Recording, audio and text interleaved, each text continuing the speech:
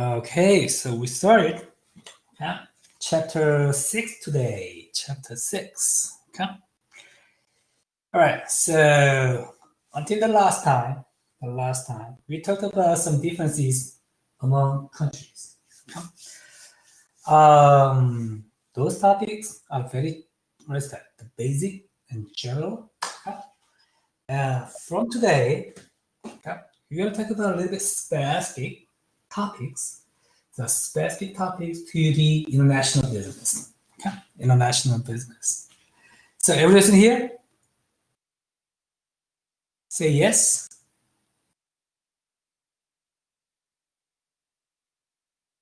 Okay. So you're ready to start, right? Okay. I just want to make the sure. So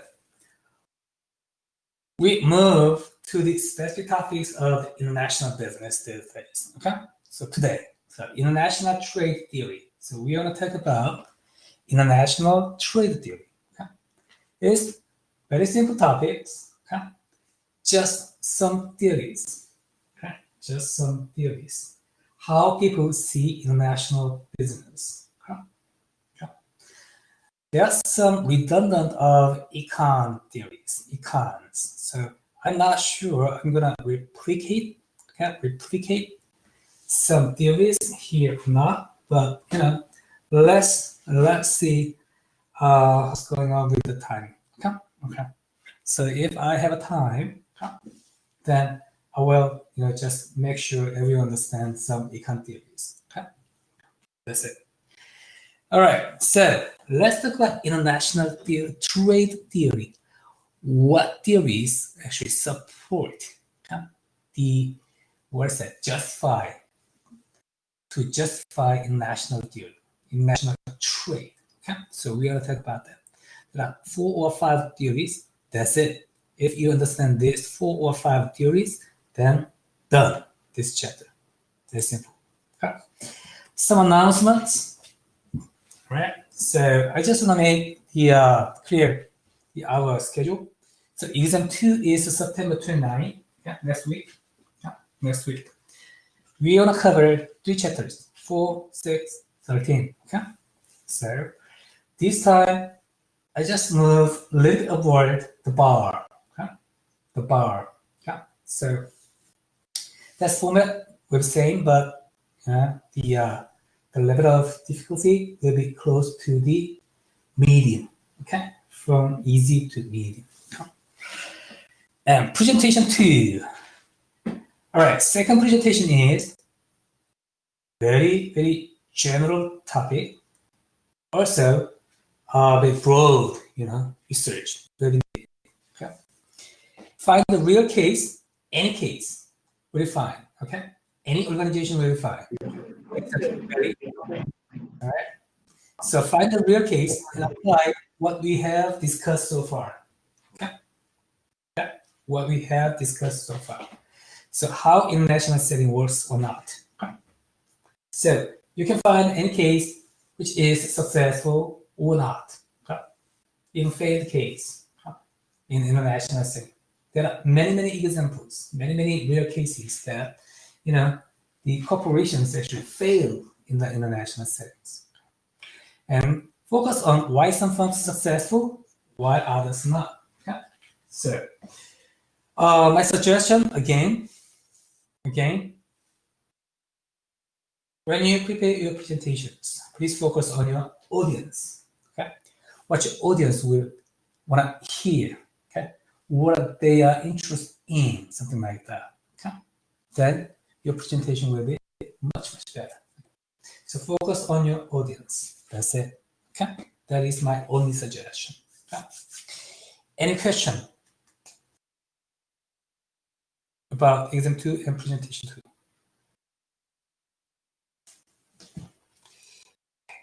2? Nope. All right, so no question. Okay, clear. So let's move. Distributions. That's good.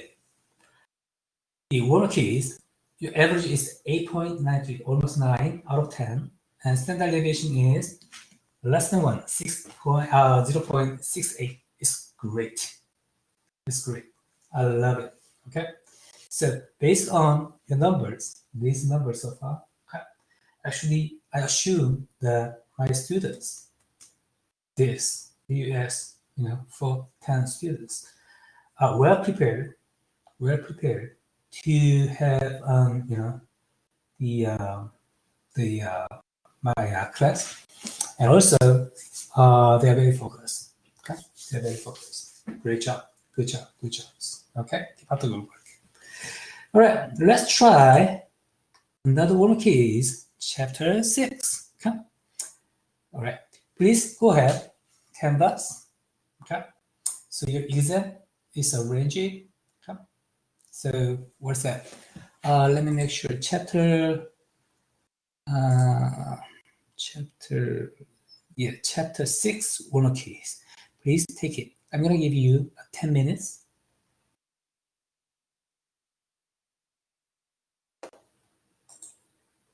But when you're done, please let me know.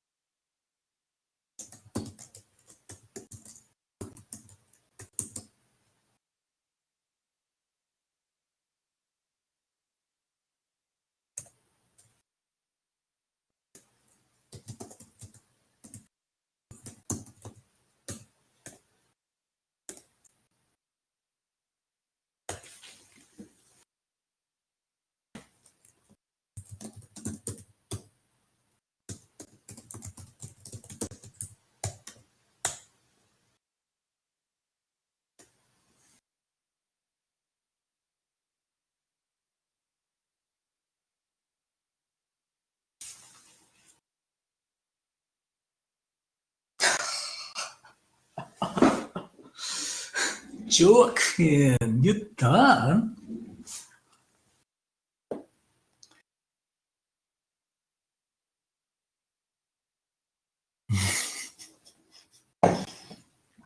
All right. Okay, I see.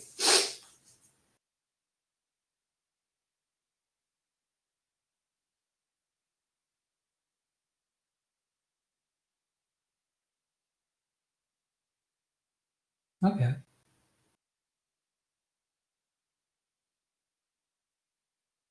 Yeah, why not? Why not? All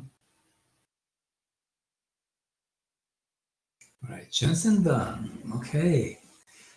So probably you guys are familiar with the theories. Okay.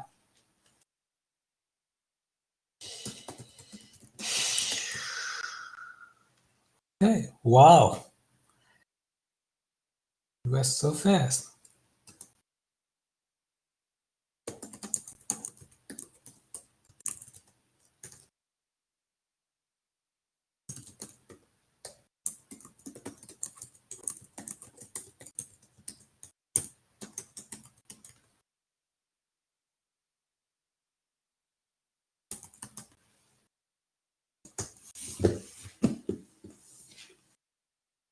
Ansiedade. Nice.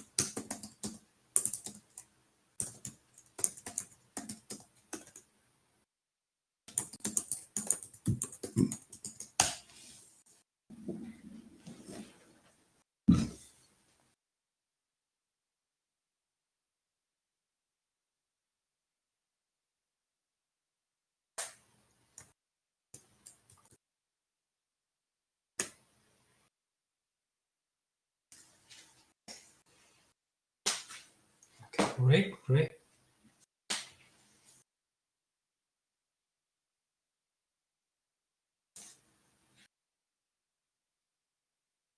All right. It seems that almost everyone is done. Nice. Okay, nice. It's going very smoothly. All right. Okay, very nice. Very nice. Okay. So, is anyone needs more time?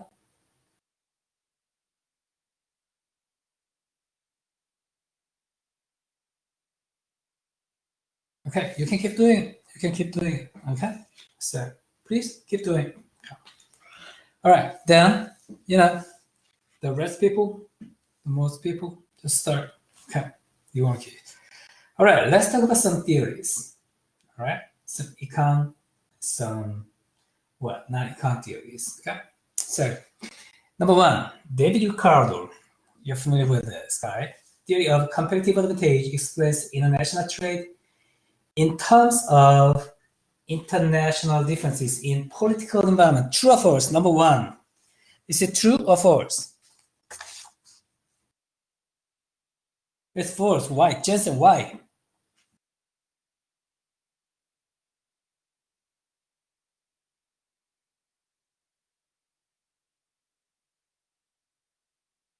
I couldn't find the button to unmute my mic. He didn't mention political environments. He was talking about like the different products they have in their competitive advantage of like America's good at making aircraft supply parts, and we're not the best at making farming stuff.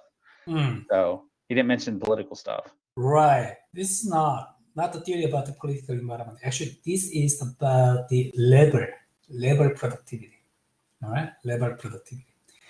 The topics that economists they like it. Okay, labor productivity. So that is false. Okay, and actually, there is an absolute advantage theory. Adam Smith and David Ricardo, competitive advantage. Okay, very early theories about the international trade. Okay, so absolute advantage and competitive advantage. Okay, I'm pretty sure you already learned these theories in the econ classes. Okay, so let me ask this: you want me to remind this absolute and competitive advantage theories? It doesn't take a long time, but I just want to ask you.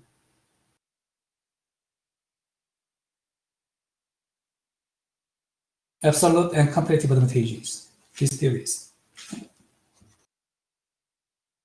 I can remind you briefly, if you want. Oh, not really. I understand that.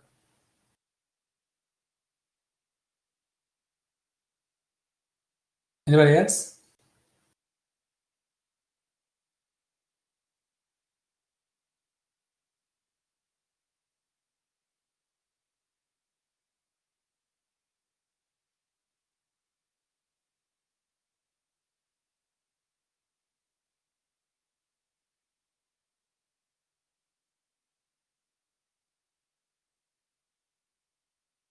Okay. All right. Okay, I see. So most people do not answer. So that means I need to briefly, remind it. All right. Number two, Heckscher-Ohlin theory supports the case of unrestricted free trade between nations. True or false?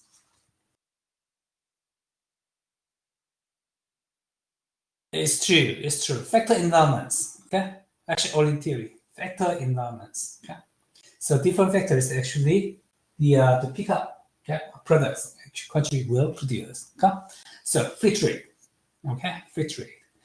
Most theories except for mercantilism. Okay. Most theories support free trade. Okay. Number three, the principle of mercantilism views trade as positive sum game. True or false? It's false, right? It's false. Okay. Zero sum game. All right. The principle of mercantilism is zero sum game. The earliest theory to look at the international business. That's why international business, international trade was not so enhanced. But absolute advantage, comparative advantages theories actually open the possibility that international trade will be supported. Okay?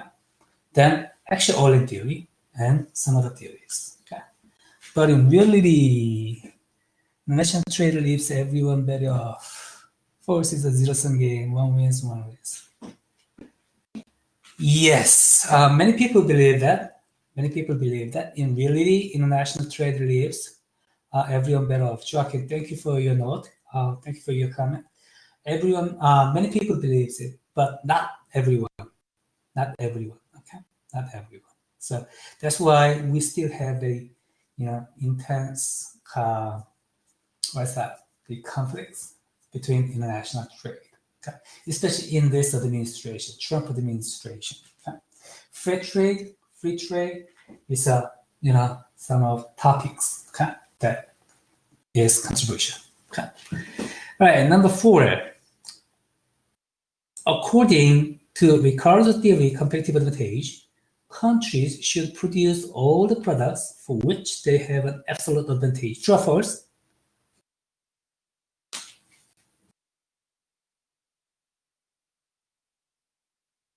All right. Okay. This is false, right? This is false. Okay. So, absolute advantage theory, okay?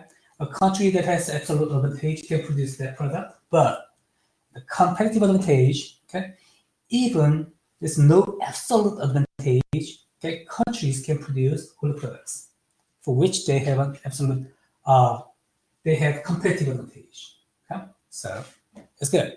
It's false. So number 5. Simple model of free trade assumed a way transportation costs between countries. True or false? It's true or false? It's false.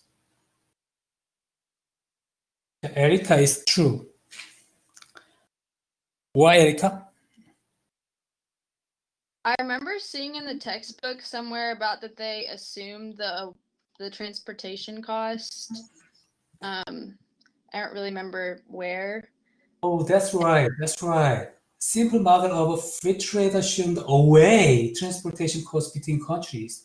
So it's true. Actually, simple model is thinking about only production cost, production side, not transportation.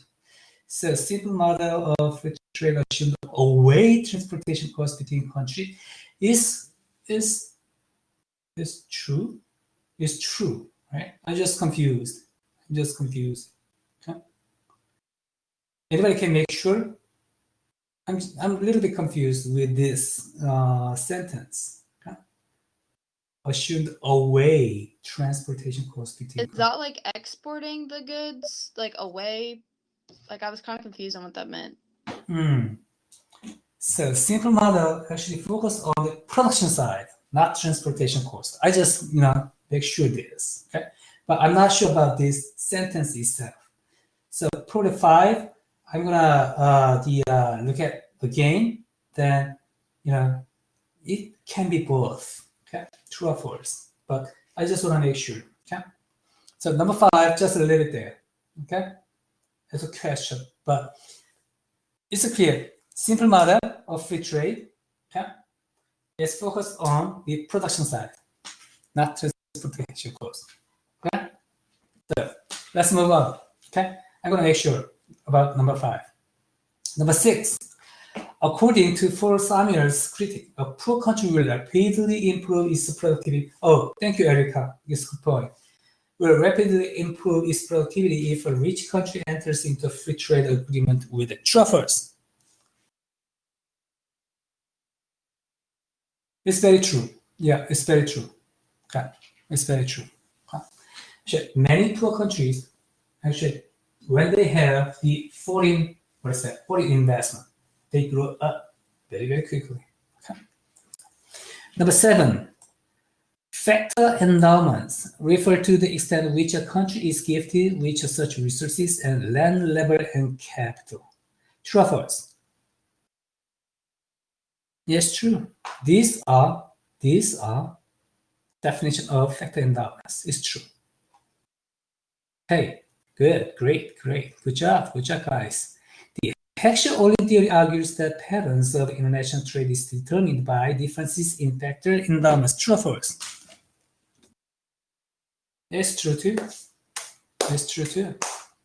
Okay, so Heckscher-Ohlin theory is all about factor endowments. Okay, so we talk about some theories. Okay, the first one, mercantilism, right? Mercantilism. The second one, absolute advantage. Third, competitive advantage. And Heckscher-Ohlin theory. And some new theories. Okay, so mercantilism, zero sum. Absolute advantage, Adam Smith. Okay, and competitive advantage, David Ricardo. Heckscher-Ohlin theory is all about Heckscher-Ohlin or what? Factor endowments. Okay, so that's it. Okay. These are all topics in this chapter. So some theories of international trade done. Okay. All right.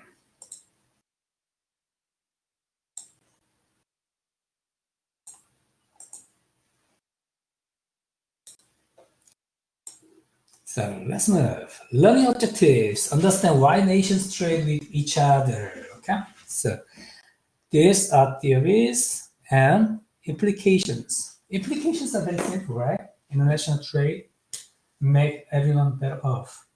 But in reality, there are pros and cons of international trade because some people are benefit from the international trade, some people are not. So there are some conflicts, all right, between these forces. Okay, so the political environment is important. Which side? Okay, actually, traditionally, okay, most governments support free trade in the U.S. Okay, but the current government is opposite. Okay, opposite. Okay? So that's why there's some conflicts or contributions. Okay, these days a lot. All right, so let's go.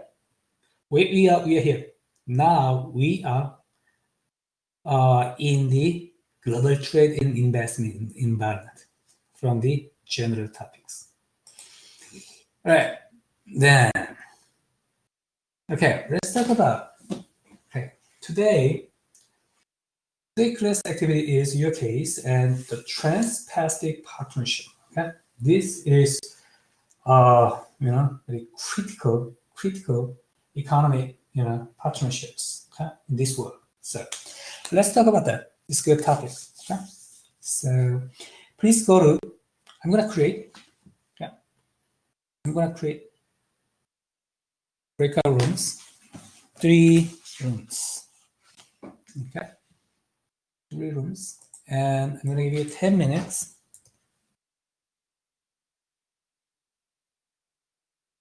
And please go ahead, join your team, and talk about your class activity. Okay? TPP. It is very interesting.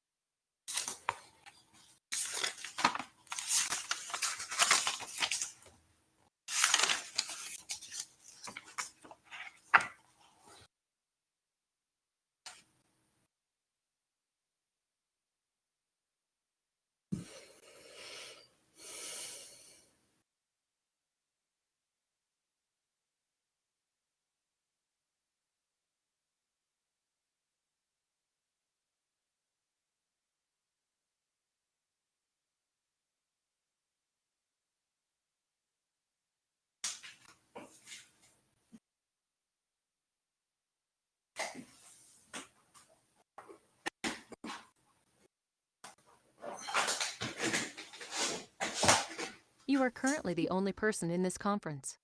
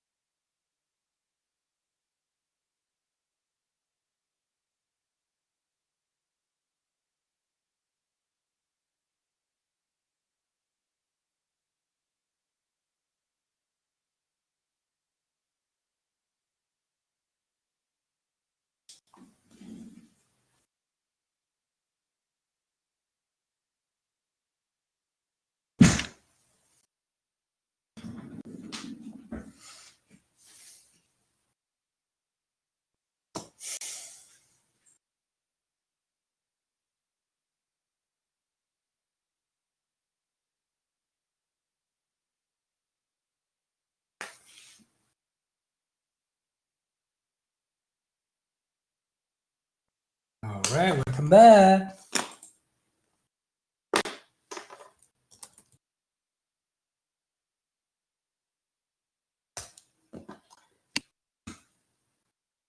So now you're ready to talk about TPP, right? TPP. So anybody can start what a TPP is. Briefly talk about TPP. What a TPP? Anyone can start it.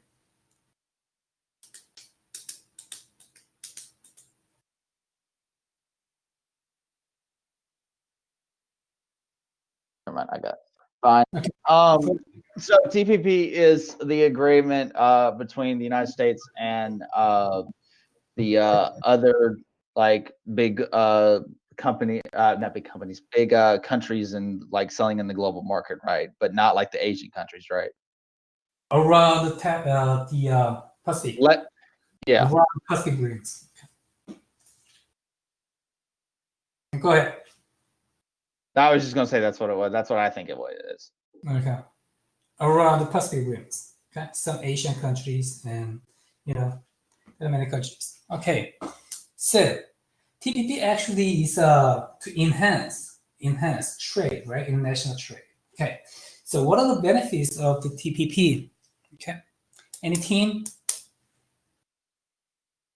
What are the benefits of the team? So we discussed that some of the benefits are the more free trade, that will reduce the tariffs and therefore increase profits. All right, decrease tariffs. That means increase international trade. Okay, so tariffs is very important topic in international trade. Okay, if you have high tariffs, then international trade is difficult, right? Okay, so basically, this government, the current administration in the U.S. actually try to have the higher tariffs. Okay, so many people do not agree with that. Okay, many people, see some concerns about that. Okay, some people actually support it. Okay. Anything else? What are the benefits of TPP? I think it also can help with smaller countries that want to get involved, because if there's more free trade and there's not huge tariffs to get, products, they can more invest and compete with the powerhouses of the United States and all that stuff. All right, great. So it's a benefit for the small countries too. All right. How about big countries like the US? What are the benefits?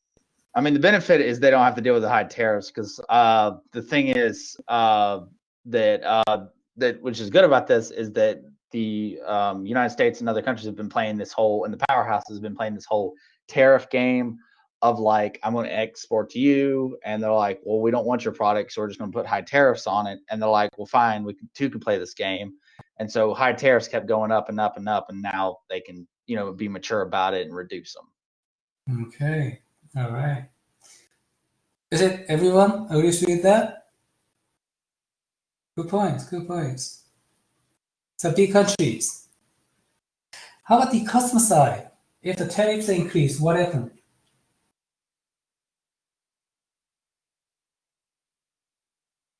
To the customers, to consumers.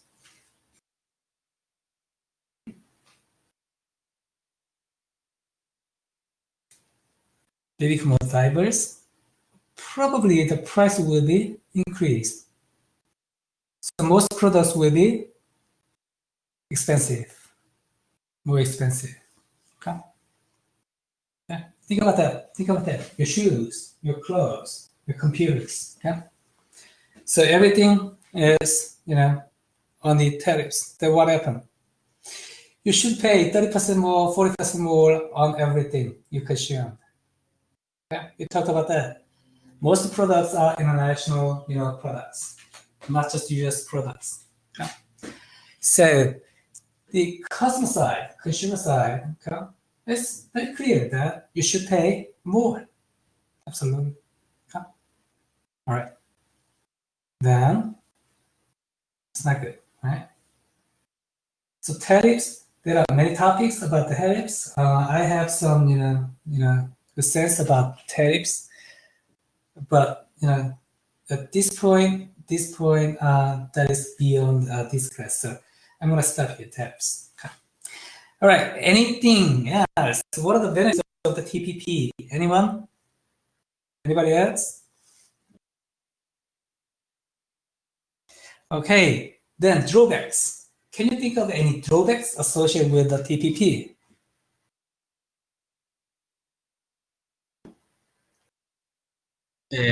Loss of sovereignty of states, like companies acquire more power and influence in other institutions. Say it again, please, Joaquin. I couldn't clearly understand what you said. That basically companies, multinationals acquire more power and influence over certain decisions that take sovereignty from the states, from the countries. All right, I see. So in a free trade setting, okay, in an international setting, some companies have a power to influence. Okay, even these companies have more power or more influence than any governments. Okay, so it can be drawbacks. It can be drawbacks. We see a lot of examples to this. Okay, many governments are actually the forcefully, forcefully follow some suggestions actually suggested by big corporations. We see a lot of things, a lot of examples there. It's good. Anything else? Any other drawbacks? Another drawback that I feel like might happen is that there would be a loss of comparative advantage. Because if there's free trade agreements and lower tariffs, then why would I try to focus on what I'm good at when I can just outsource it to another country and not really focus on, driving up my labor costs? All right. So there's no tariffs. That means no protection, right? No protection in the domestic business. Then actually domestic business can lose the competitive advantage. How do you think about that, Jensen? With protection like tariffs. So domestic business can have a sustained they can have sustainable competitive advantage. How do you think about that? What did you say? Sustainable what? Competitive advantage.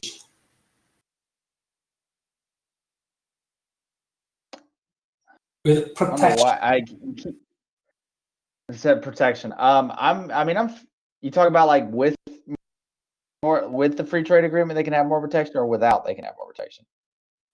Actually, tariffs means the protection of domestic business. Yeah. Yeah. Okay. So, yeah, that's true. Yeah, they would have reduced thing, but yeah, that's the main thing of tariffs, right? Okay, you already said this. It's protection of that. But yeah, if you have reduced tariffs, then you have the list protection of domestic problems. But it goes to the whole thing of like you would lose your labor force. So a lot of people would argue that. That's right. Yeah.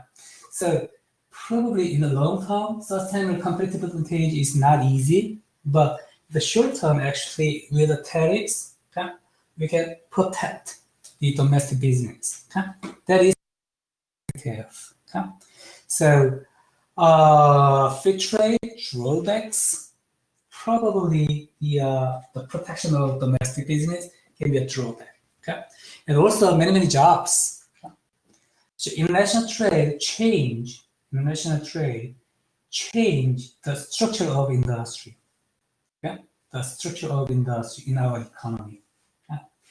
And we just focus on some industries and have competitive advantage from these industries compared with other nations, other countries. But while we're doing this, actually we lose some industries. Probably highly labor-intensive industry. That will, make many people actually lose a job. So we need to balance this. Great. Okay. Why do you think that Donald Trump is so adamantly opposed to the TPP? I'm not gonna intensively talk about the political things in this class. But anyone, briefly, why let me know why he's so adamantly opposed to TPP.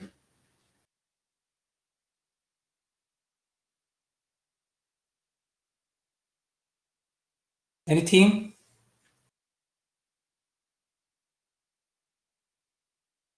Jensen, go ahead. Go ahead. I'm just going to talk. I'm not going to type it out. Is it that we have the most to lose from agreeing to this agreement? Like his whole argument is that if we agree to it, it's going to do more damage to the U.S. than the rest of the countries because we are the most involved.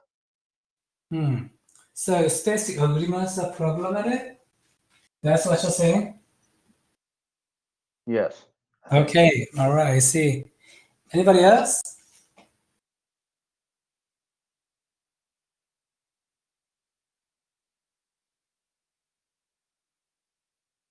Okay, probably in his perspective, these agreements are problematic because these are so beneficial to the other countries.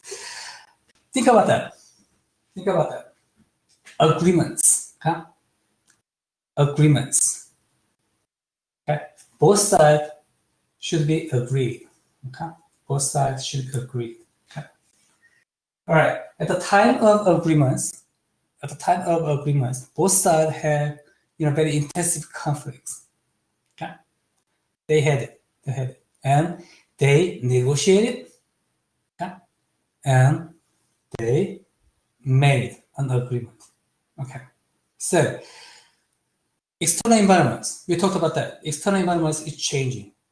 Okay, all the environments are changing. So this time, it makes a great sense. We need a new agreements. Okay, we need a new agreements. It makes a great sense for me too. But just expire, just cancel the agreements. It's a good way to enhance our economy and also to maintain our leadership among the countries? Probably it's not. Okay, probably it's not. So basically, if there are agreements, if there's a problem, okay, there is a better way. We need to better way to find this.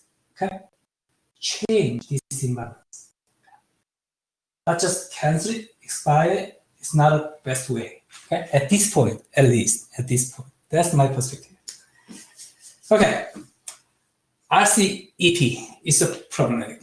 Is the RCEP a threat to American economic interests? How do you think about that? It's very, very interesting topic. Many people are interested in this. RCEP, a threat to American economic interests. How do you think about that?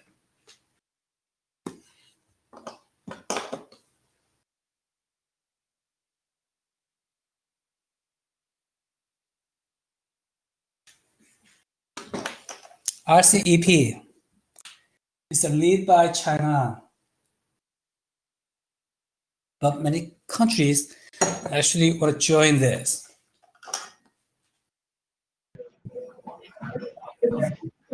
Go ahead.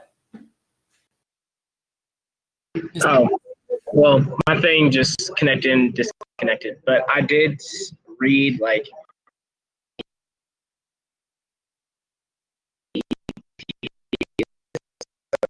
Okay, I can't hear you, Zion. Zion, your microphone is problematic, I guess. Correctly, it's like majority Asian countries are involved. I couldn't hear you, Zion, because your microphone has a problem. So, say it again, if you can do it. If you can do, please say it again.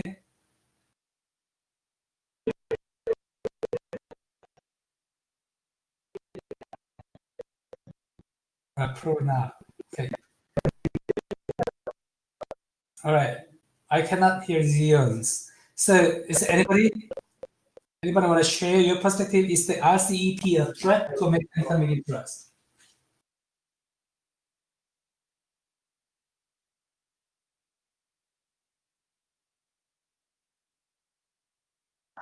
I feel like it might be a threat because if they form an alliance against us, then they might have more control of the economic market.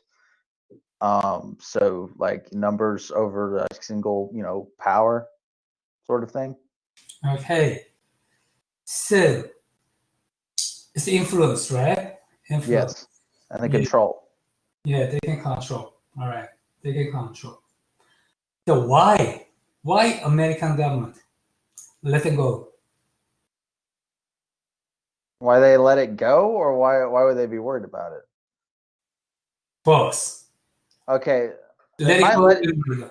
They might let it go because more competition means that their products can be, sold at higher rates because competition, or lower rates. I might have that backwards. And then they might be afraid of it because if they control the competition and the rules of the competition, then the influence and the support of that America has gone with their economics of being based in an international market might fail, of us being really an international foundation country right now, sort of. Okay, so we need to think about both TPP and RCEP. TPP, in the TPP, America, the US, was a leading country, right? And RCEP is China is a leading country.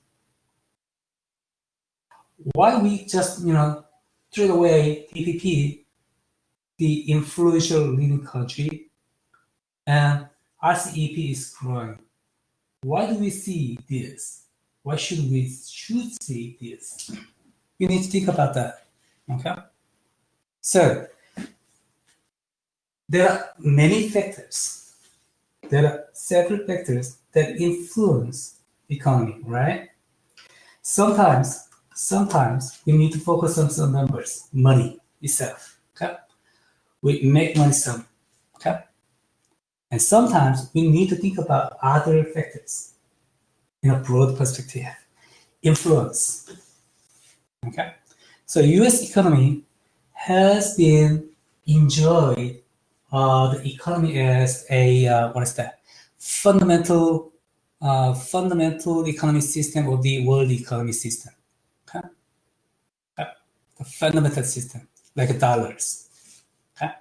The US economy has enjoyed a lot the US dollars, the power of US dollars. Okay? The power of US dollars is coming from not just trade,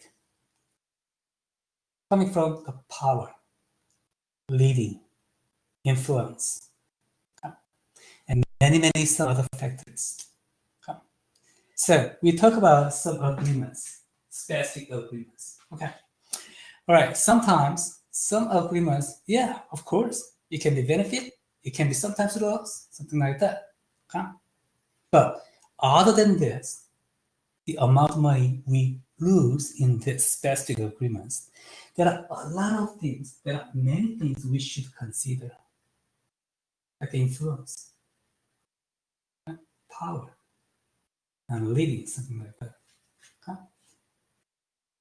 So, balance. You need to think about both benefit and cost. Which one is better in a broad perspective? Not just money, not just numbers at this point. Okay? Then we have a better answer. Okay? Better answer. That is the international strategy.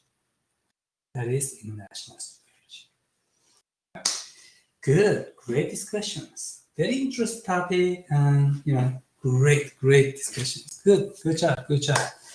So actually, the last one, what is the opportunity cost to the United States of the withdrawing from the TPP? We already answered this. Okay? We already answered this. So we're not going to replicate it. Okay? All right. So TPP population, world population is 11%, RCEP 49%.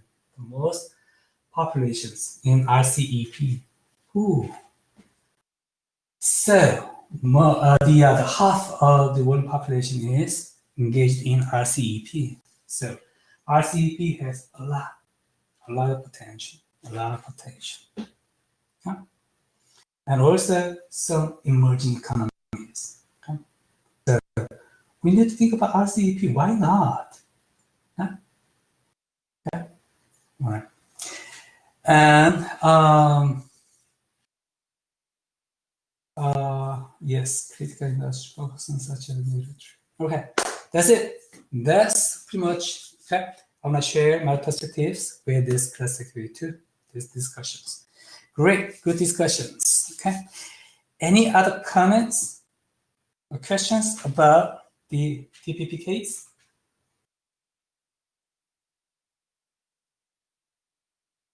Nope. Nope. Okay, let's move. Okay. So I guess almost done. Okay. So free trade. We talked about that. Okay. Government, no government power on the trade. That is free trade. Okay. International trade allows countries specialize and efficiency. Okay. Specialization and efficiency. Okay. These are the traditional perspective. Okay. All right. Then first theory. Okay. You should remember this theory, right? And mercantilist philosophy. Okay. Zero-sum game. No trade. No trade. I don't like it. That is mercantilist philosophy, mercantilism. Okay? And this was the earliest theory. Then Adam Smith, hey, a country has an absolute advantage in the production side, okay? And it's more efficient than any other country, okay? Than any other country. So this country produce a lot, then international trade, then it's good, better off. Okay? That is absolute advantage. Okay? And competitive advantage. Competitive advantage. Hey, look at this a little bit carefully. And even one country has not absolute advantage, competitive advantage. Okay, competitive advantage. Actually, this country produce more, okay, with international trade. Okay? This is competitive advantage. Okay? All right. So countries even okay? A country has the advantage in both products. This country should specialize in the production of those goods that produce more efficiently and by goods. Okay? Absolute and competitive advantage is a little bit different. Okay? So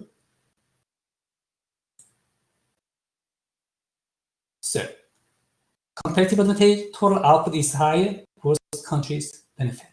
Okay? The trade is a passive sum game. This is competitive advantage. So like I share this just briefly. Show this. I just want to remind you absolute advantage and competitive advantage with the graph. This is a textbook.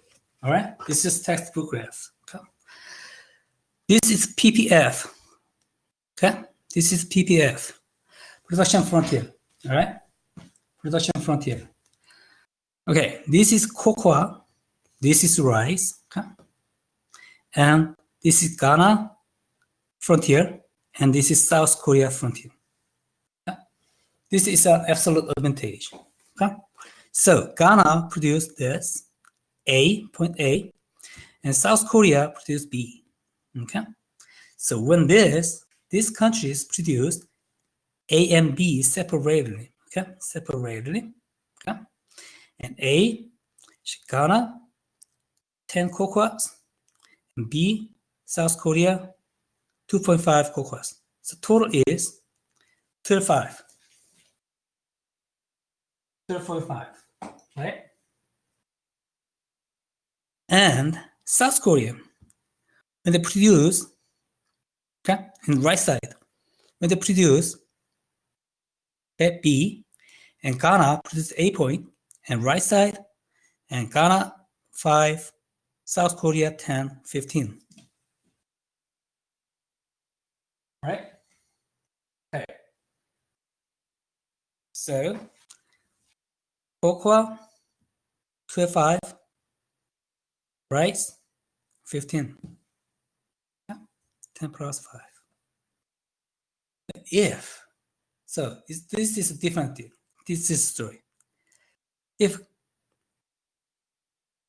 Ghana just produced cocoa and South Korea produced rice, okay? So there's no competitive advantage. Each country has advantages, okay? So if Ghana produced only cocoa, it produced what? 20. Okay, 20. So 20 is greater than 10 plus 2.5, 12.5, much greater. Okay. So if Ghana focused on cocoa and it produced 20.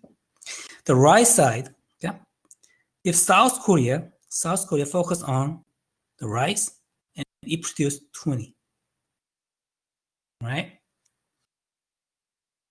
So it is greater than 5 plus 10, much greater.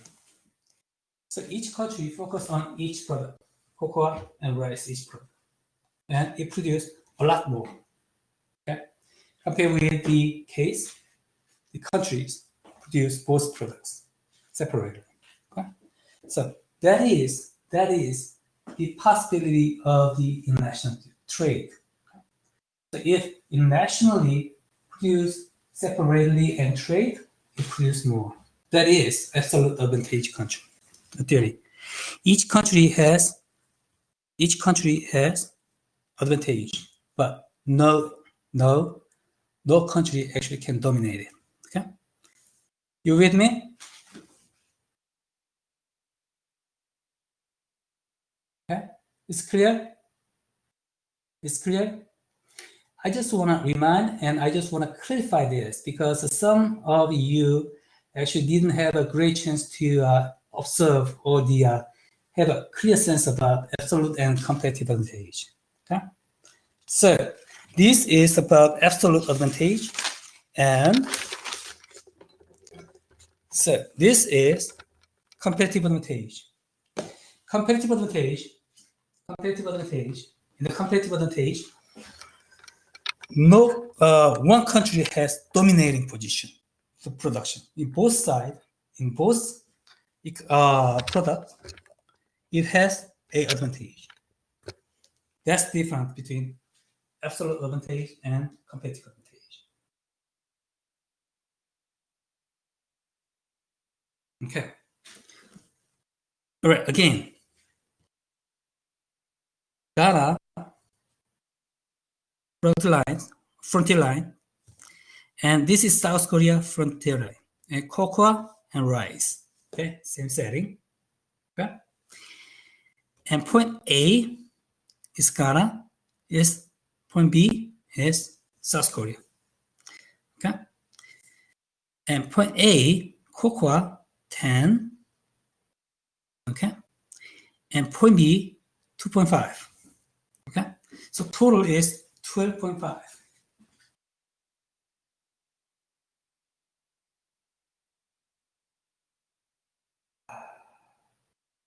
And the right side, yeah, A is 7.5, B is 5, 12.5. The total is 12.5. Yeah.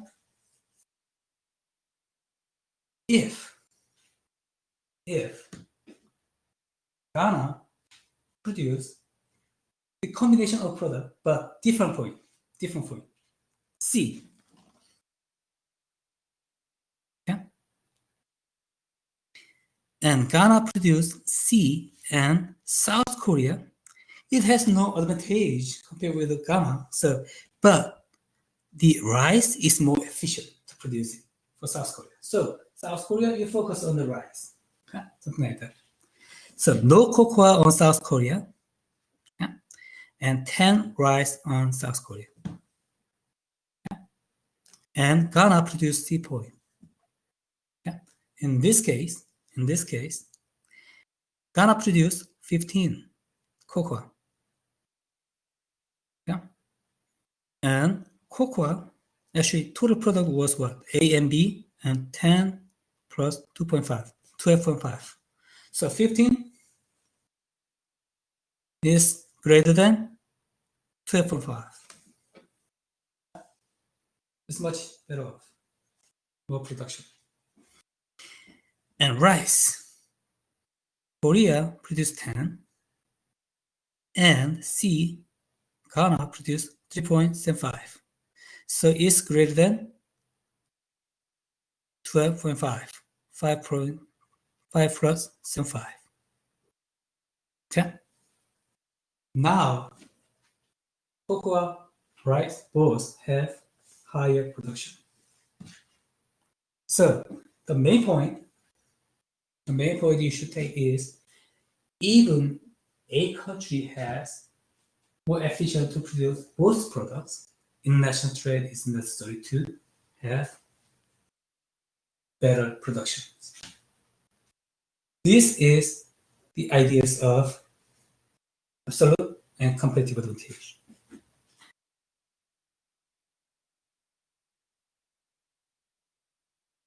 Got it? So if you understand this graph,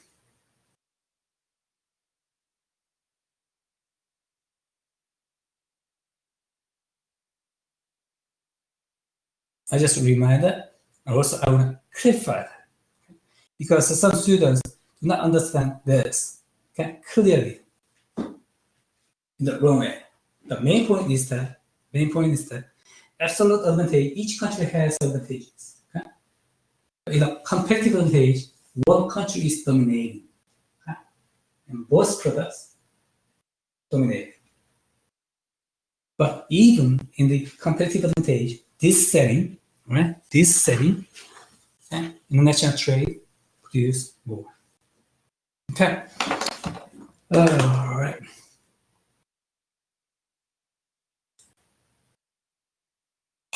Okay, can I move on?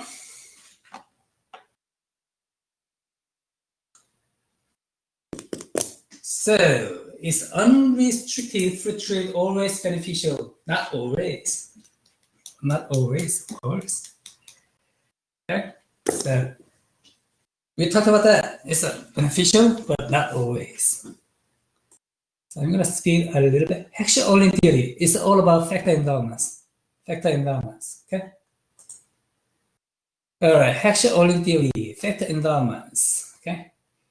Capital, actually U.S. capital was, the great factor endowments and to produce this, the industry and international trade. So it's a very simple theory, action-only theory. Okay, but Leontief paradox. So basically, this paradox says it's not always followed that way. Okay? So U.S. relatively abundant in the capital compared to other nations, but so they actually expected the U.S. would be an exporter of capital-intensive goods and an importer of labor-intensive goods. But however, they find U.S. exports less capital-intensive than U.S. imports. Okay? So it's not always to happen. Factor endowments is a great theory, but not always happen. That is Leontief paradox. All right, Leontief paradox. Product life cycle theory. Product life cycle. Okay, 4 cycles: introduction, okay, growth, mature, and decline. Introduction, okay, growth, mature, and decline. All right. So this product life cycle determines international trade. This is the product life cycle. Yeah. So in the introduction stage, iPhone, all right, is sold in the US. Okay?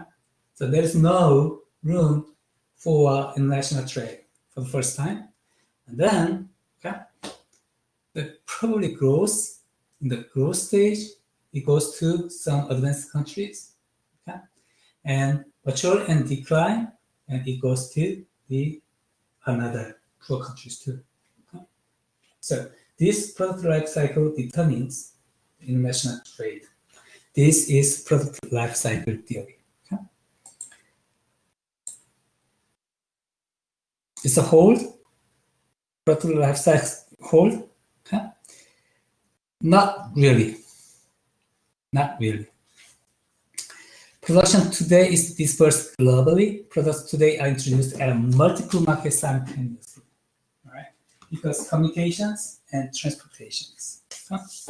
So every theories can be applied in some industries, not every industries. All right. Then new trade theories such as the ability of firms to gain economies of scale can have important implications for international trade. So economies of scale is important to reduce costs. Okay? So without trade, nations might not be able to produce those products where economies of scale are important. With trade, markets are large enough to support the production necessary to achieve economies of scale. This is a central idea of new trade theory. Yeah. New trade theory. Nations may benefit from trade even when they do not differ in resource endowments or technology. Governments should consider trade policies that mature and profit firms. That's true. Also, they need to think about minimum scale of economies of scale. Okay? So economies of scale, okay? So produce more and you can reduce cost. In some point, even you produce more, actually this cost is not decreased. Okay? Sometimes it's increased. Okay? So minimum efficient scale. Okay? You can Google it, okay? If you want it. Minimum efficient scale. Okay? So government or corporations need to find this minimum efficient scale. Okay? Not economies of scale is not always beneficial. Okay? You need to find minimum efficient scale. The point that reduces your cost. Okay? All right. Almost. Porous diamond, factor endowments very determinants of national competitive advantage. Okay? There are 4 factors here. Then you can read by yourself. It's very simple theory. Because we talked about Porous 5 forces model, I'm not going to replicate this. Okay? All right. That's it. That's pretty much about this topic. Chapter 6, International Trade Theory. Okay? So this chapter is only chapter that focuses on some theories. Okay? Academic theories in this class. So this is a sort of hurdle, but if you understand the 5 or 6 theories, then you're fine. Done. All right, good job. You discussed. Great job. Okay. The discussion was great. It's good. Any question, comments? Any question, comment?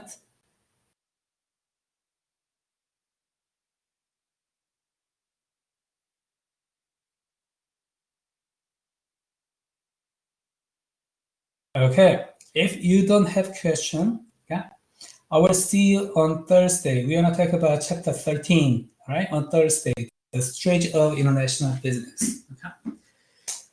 All right, great job. Thank you so much. You're doing great, okay? I'll see you next time.